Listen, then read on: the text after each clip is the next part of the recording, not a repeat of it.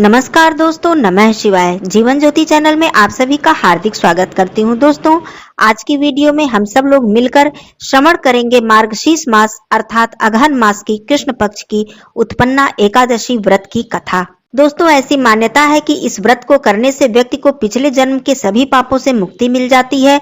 उत्पन्ना एकादशी का व्रत करने वालों को इस कथा का पाठ अवश्य करना चाहिए या फिर श्रवण करना चाहिए।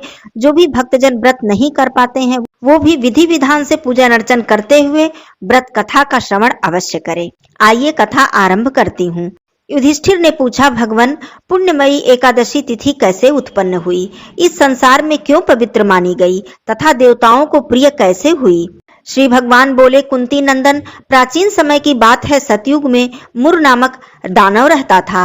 वह बड़ा ही अद्भुत, अत्यंत रौद्र तथा संपूर्ण देवताओं के लिए भयंकर था। उस काल रूपी दुरात्मा महासुर ने इंद्र को भी जीत लिया था। संपूर्ण देवता उससे परास्त होकर स्वर्ग से निकाले जा चुके थे और शंकित तथा भयभीत होकर पृथ्वी पर विचरण करते थे। एक दिन सब देवता महादेव जी के पास गए। वहां इंद्र ने भगवान शिव के आगे सारा हाल कह सुनाया। इंद्र बोले, हे महेश्वर, ये देवता स्वर्ग लोक से आकर पृथ्वी पर विचरण कर रहे हैं। मनुष्यों में रहकर इनकी शोभा नहीं होती है। देव, कोई उपाय बतलाइए। देवता किसका सहारा ले?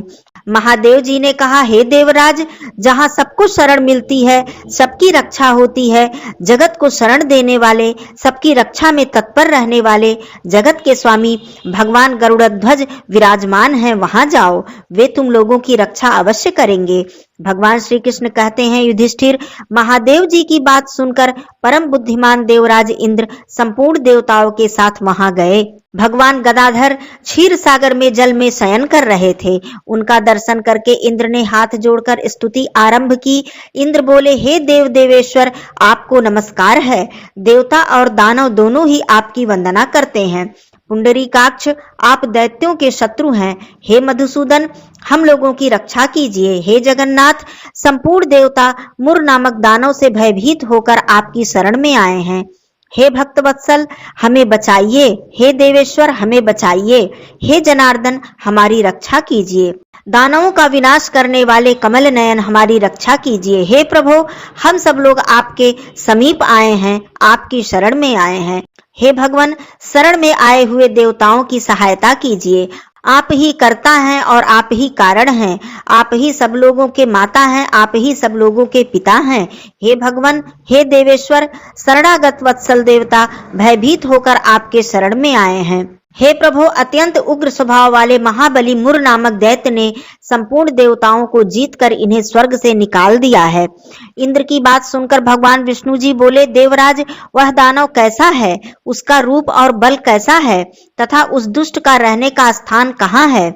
इंद्र बोले, देवेश्वर, पूर्व काल में ब्रह्मा जी के वंश में तालजंघ नामक एक महान असुर उत्पन्न हुआ था, जो अत्यंत ही भयंकर था। उसका पुत्र मुर दानव के नाम से विख्यात हुआ। वह भी अत्यंत उत्कट, महापराक्रमी तथा देवताओं के लिए भयंकर है। चंद्रावती नाम से प्रसिद्ध एक नगरी है, उसी में स्थान बनाकर वह निवास करता है। उस दैत्य ने समस्त देवताओं को परास्त करके स्वर्गलोक से बाहर कर दिया है। उसने किसी दूसरे को इंद्र के स्वर्ग सिंहासन पर बैठाया है। अग्नि, चंद्रमा, सूर्य, वायु तथा वरुण भी उसने दूसरे बनाए हैं। जनार्दन, मैं सभी बात बता रहा हूँ। उसने सब कोई दूसरे बना लिए हैं। देवताओं को उसने प्रत्येक स्थान से वंचित कर दिया है। इंद्र का कथन सुनकर भगवान जनार्दन को बड़ा ही क्रोध आया। वे देवताओं को साथ लेकर चंद्रावती पुरी में गए। देवताओं ने देखा कि दैत्यराज बारंबार गर्जना कर रहा है। उससे परास्त होकर संपूर्ण देवता दसों दिशाओं में भाग गए हैं। अब वह दानव भगवान विष्णु को देखकर बोला, खड़ा रह, खड़ा रह। उसकी ललकार सुनकर भगवान के नेत्र क्रोध से लाल हो गए। वे बोले, अरे दुराचारी दानव, मेरी इन भुजाओं को देख। यह कहकर भगवान विष्णु ने अपने दिव्य बाणों से सामने आए हुए दुष्ट दानवों को मारना आरंभ कर दिया। दानव भय से विह्वल हो उठे। तत्पश्चात भगवान विष्णु ने दैत्य सेना पर चक्र का प्रहार किया। उस प्रहार से छिन्न भिन्न होकर सैकड़ों योद्धा मौत के मुख में चले गए। इसके बाद भगवान मधुसूदन बद्रिका आश्रम को चले गए। वहां सिंहावती नाम की गुफा थी, जो 12 योजन लंबी थी। हे पांडुनंदन, उस गुफा में एक ही दरवाजा था। भगवान विष्णु उसी में सो रहे थे। दानव मुर भगवान को मार डालने के उद्योग में लगा हुआ था। वह उनके पीछे लगा रहा। वहां पहुंचकर उसने भी उसी गुफा में प्रवेश किया।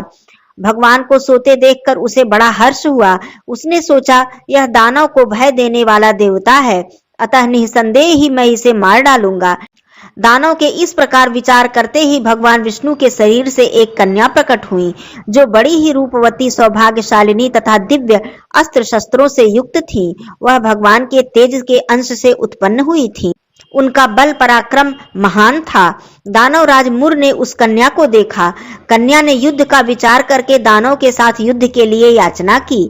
युद्ध छिड़ गया। कन्या सब प्रकार की युद्ध कला में निपुण थी। वह मुर नामक महान असुर उनके हुंकार मात्र से राख का ढेर बन गया। दानव के मारे जाने पर भगवान जाग उठे। उन्होंने दानव को धरती पर पड़ा देख पूछा, यह मेरा शत्रु अत्यंत ही उग्र और भयंकर था, किसने इसका वध किया है? कन्या बोली, हे स्वामी, आपके ही प्रसाद से मैंने इस महादैत्य का वध किया है। श्री भगवान ने कहा, कल्याणी, तुम्हारे इस कर्म से तीनों लोकों में मुनि और देवता आनंदित हुए हैं। अतः तुम्हारे मन में जैसी रुचि हो उसके अनुसार तुम मुझसे कोई वर मांगो। देव दुर्लभ होने पर भी मैं वह वर तुम्हें दूंगा, इसमें तनिक भी संदेह नहीं है। वह कन्या साक्षात एकादशी ही थी। उसने कहा, प्रभु, यदि आप प्रसन्न हैं तो मैं आपकी कृपा से सब तीर्थों में प्रधान, सब विघ्नों को नाश करने वाली तथा सब प्रकार की सिद्धि को देने वाली देवी हूँ। जनार्दन, जो लोग आप में भक्ति रखते हुए मेरे दिन को उपवास करेंगे, उन्हें सब प्रकार की सिद्धि प्राप्त होगी। माधव, जो लोग उपवास तथा नक्त अथवा भुक्त करके मेरे व्रत का पालन करेंगे, उन्हें आप धन, धर्म और मोक्ष प्रदान कीजिएगा। श्री विष्णु बोले, हे कल्याणी, तुम जो कहती हो वह सब पूर्ण होगा। भगवान श्री कृष्ण कहते हैं, हे युधिष्ठिर, ऐसा वर पाकर महाव्रता एकादशी अत्यंत ही प्रसन्न हुई। दोनों पक्षों की एकादशी समान रूप से कल्याण करने वाली है। इसमें शुक्ल और कृष्ण का भेद नहीं करना चाहिए। यदि उदय काल में थोड़ी सी एकादशी, मध्य में पूरी द्वादशी और अंत में किंचित त्रयोदशी हो तो वह त्रिस्पर्शा एकादशी कहलाती है। वह भगवान को बहुत ही प्रिय है। यदि एक त्रिस्पर्शा एकादशी का उपवास कर लिया जाए तो वह 1,000 एकादशी व्रतों का फल देती है। इसी प्रकार द्वादशी में पारण करने पर 1000 गुना फल प्राप्त होता है। अष्टमी, एकादशी, षष्ठी, तृतीया और चतुर्दशी ये यदि पूर्व तिथि से विद्ध हों तो उनमें व्रत नहीं करना चाहिए। परिवर्तनी तिथि से युक्त होने पर ही इसमें उपवास का विधान है।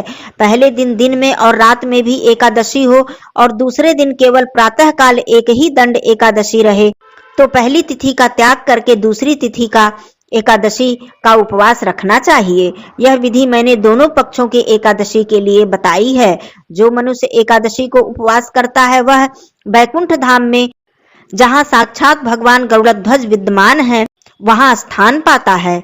जो मानव हर समय एकादशी के महात्म का पाठ करता है उसे 1000 गोदानों का पुण्य फल प्राप्त होता है।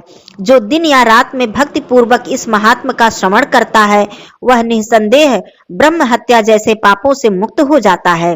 एकादशी के समान पाप नाशक व्रत दूसरा कोई नहीं है। इस प्रकार से श्री कृष्ण भगवान जी ने श्री युधिष्ठिर को एकादशी व्रत का महत्व बताया। उत्पन्ना एकादशी के दिन ही माता एकादशी जी उत्पन्न हुई थी। इस कारण इस एकादशी का अत्यंत ही महत्व बताया गया है। कथा समाप्त होती है। बोलिए श्री हरि विष्णु भगवान की जय।